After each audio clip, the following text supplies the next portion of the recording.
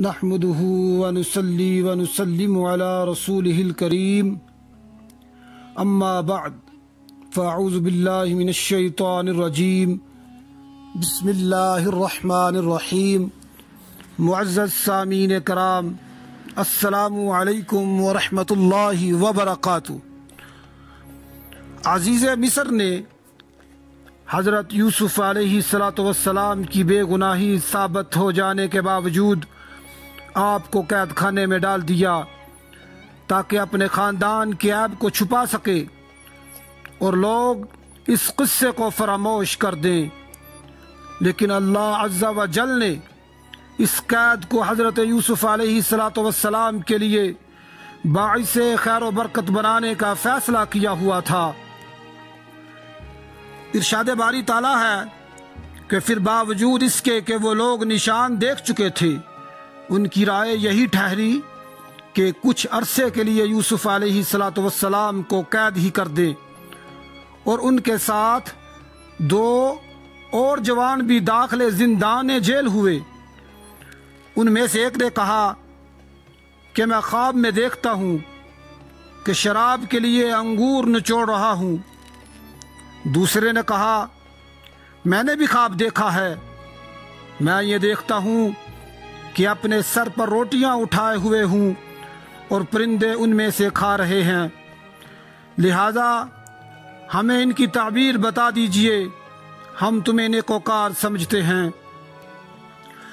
یوسف علیہ السلام نے کہا جو کھانا تم کو ملنے والا ہے وہ آنے نہیں پائے گا کہ میں اس سے پہلے تم کو ان کی تعبیر بتا دوں گا۔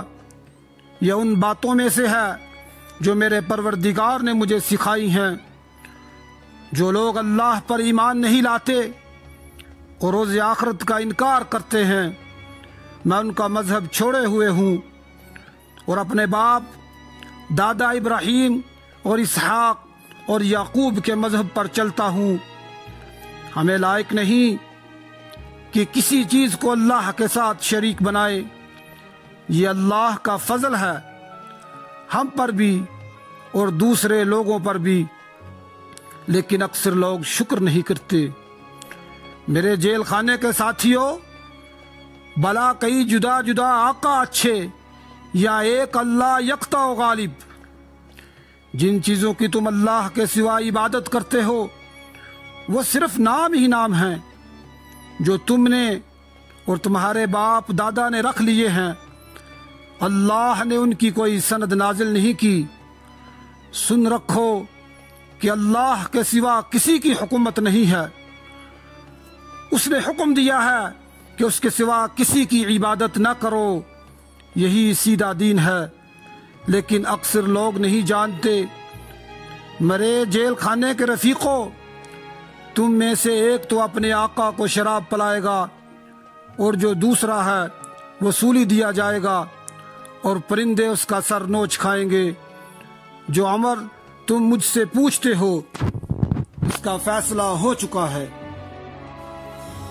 ان آیات مبینات میں اللہ عز و جل نے یہ بیان فرمایا ہے کہ عزیز مصر اور اس کی بیوی کو یقینی طور پر معلوم ہو گیا تھا کہ حضرت یوسف علیہ السلام بے قصور ہیں۔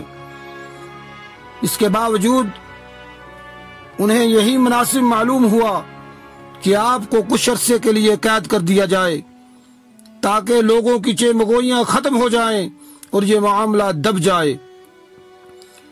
بہرحال آپ کو جیل میں بھیجنا ان کا بہت بڑا ظلم تھا، تاہم اس میں اللہ کی حکمت تھی کہ اس طرح آپ ان عورتوں کے ساتھ میل جول رکھنے سے بچ گئے اور ان کی شرارتوں سے محفوظ ہو گئے۔ پہلے بیان ہو چکا ہے کہ ان کے ساتھ ہی 2 اور جوان بھی جیل خانے میں داخل ہوئے تھے۔ کہتے ہیں ان میں سے ایک بادشاہ کا ساقی تھا اور دوسرا بادشاہ کا باورچی تھا۔ وہ کسی جرم کے سلسلے میں مشکوک تھے، اس لیے بادشاہ نے انہیں قید کر دیا تھا۔ جب جیل میں ان کی ملاقات حضرت یوسف علیہ السلام سے ہوئی تو وہ آپ کے اخلاق و کردار عادات و اطوار، اقوال و افعال، کثرت عبادت اور مخلوق خدا پر شفقت سے بہت متاثر ہوئے۔ ان میں سے ہر ایک کو ایک خواب آیا جو اس کے شب و روز کے مشاغل سے مناسبت رکھتا تھا۔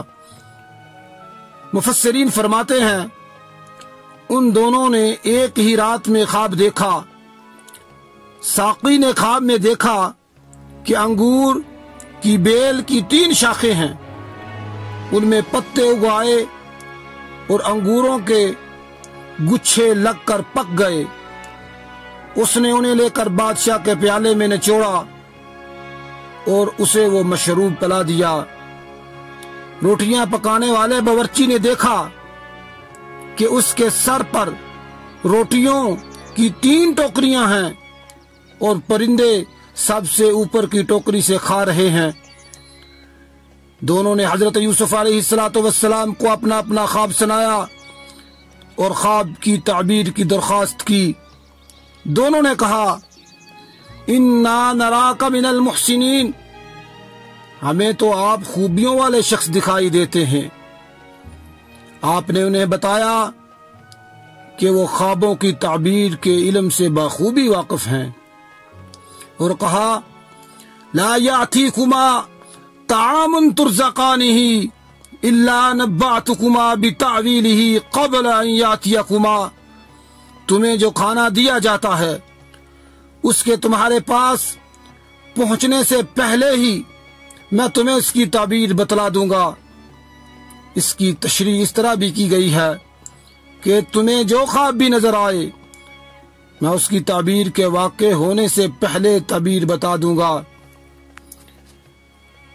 پھر جیسے میں نے تعبیر بتائی ہوگی ویسے ہی اس کی تعبیر ہوگی۔ اور ایک مطلب یہ بھی بیان کیا گیا ہے کہ تمہارے پاس کھانا آنے سے پہلے بتا سکتا ہوں کہ وہ کھانا کیسا ہوگا، میٹھا ہے یا کھٹا، جیسے حضرت عیسیٰ علیہ السلام نے فرمایا تھا وَأُنَبِّئُكُم بِمَا تَأْكُلُونَ وَمَا تَدَّخِرُونَ فِي بِيُوتِكُمْ، اور جو کچھ تم کھاؤ اور جو اپنے گھروں میں ذخیرہ کرو میں تمہیں بتا دیتا ہوں۔ آپ نے فرمایا یہ سب کچھ مجھے اللہ نے سکھایا ہے، کیونکہ میں اس پر ایمان رکھتا ہوں، اس کی توحید پر کاربند ہوں، اور اپنے معزز اجداد ابراہیم علیہ السلام، اسحاق علیہ السلام اور یعقوب علیہ السلام کے مذہب و ملت کا متبع ہوں۔ ہمیں ہرگز یہ سزاوار نہیں کہ ہم اللہ تعالیٰ کے ساتھ کسی کو بھی شریک کریں۔ یہ ہم پر اللہ کا خاص فضل ہے کہ اس نے ہمیں اس کی ہدایت بخشی، اور تمام لوگوں پر بھی کہ اس نے ہمیں حکم دیا ہے کہ ہم انہیں اس کی طرف بلائیں اور ان کی اس طرف رہنمائی کریں۔ یہ عقیدہ توحید ان کی فطرت میں پوست تھا اور ان کی جبلت میں شامل تھا۔ قید خانے میں دعوت توحید، پھر آپ نے انہیں توحید کی دعوت دی اور غیر اللہ کی عبادت کی مذمت فرمائی، معبودان باطلہ کی تحقیر اور ضعف کو واضح فرمایا اور کہا یا صاحب السجن ارباب متفرقون خیر ام اللہ الواحد القہار ما تعبدون من دونه الا اسماء سمیتموها انتم وآباؤكم ما انزل اللہ بها من سلطان ان الحکم الا للہ۔ اے میرے قید خانے کے ساتھیوں، کیا کئی جدا جدا پروردگار بہتر ہیں یا ایک اللہ زبردست طاقتور؟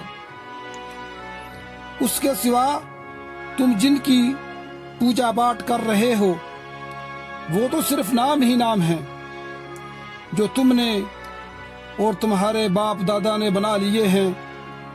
اللہ تعالی نے ان کی کوئی دلیل نازل نہیں فرمائی، وہی اپنی مخلوق میں تصرف کرتا ہے اور جو چاہتا ہے کر لیتا ہے۔ جسے چاہتا ہے ہدایت دیتا ہے اور جسے چاہتا ہے گمراہ رہنے دیتا ہے۔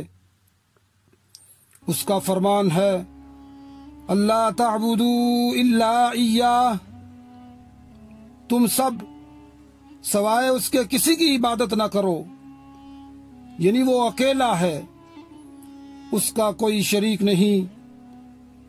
ذالک الدین القیم، یہی دین درست ہے، یعنی سیدھا اور صحیح راستہ ہے۔ ولیکن اکثر الناس لا یعلمون، لیکن اکثر لوگ نہیں جانتے، اور وہ اس کے واضح ہو جانے کے باوجود اس تک نہیں پہنچ سکتے۔ حضرت یوسف علیہ السلام کا اس موقع پر انہیں تبلیغ کرنا انتہائی حکمت و کمال کا مظہر تھا، کیونکہ ان کے دلوں میں آپ کی عظمت جاگزی ہو چکی تھی، لہذا وہ آپ کی بات سننے اور تسلیم کرنے پر آمادہ تھے۔ اس لیے مناسب تھا کہ انہوں نے جو کچھ دریافت کیا انہیں اس سے زیادہ اہم اور زیادہ مفید امر کی طرف توجہ دلائی جاتی۔